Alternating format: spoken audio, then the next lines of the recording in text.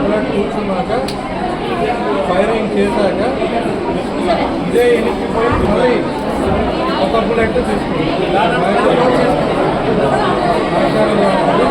ఇక spring action ఉంటుంది.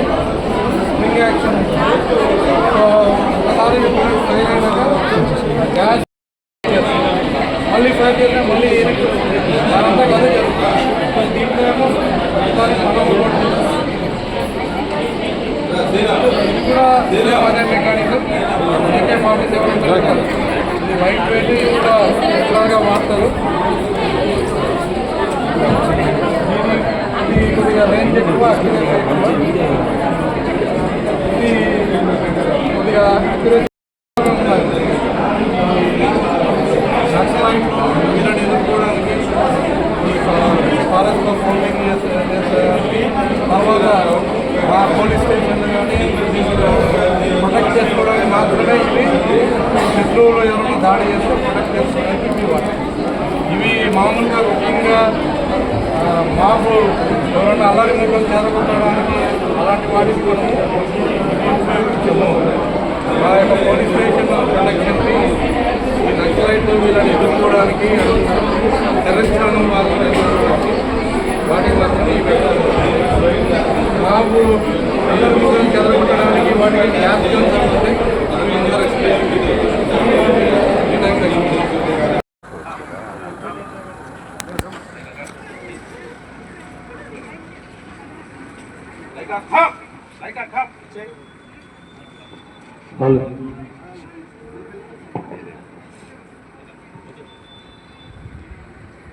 Salute!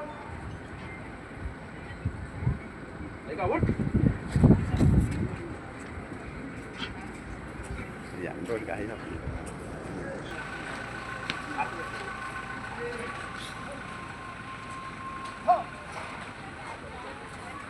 Gandhi, welcome.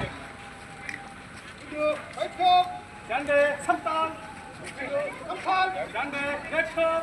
Welcome. Gandhi, go. Gandhi, foot. Gandhi, salute. Gandhi, foot. Gandhi, welcome. Gandhi, namaste. Namaste. Gandhi, foot. Gandhi, come.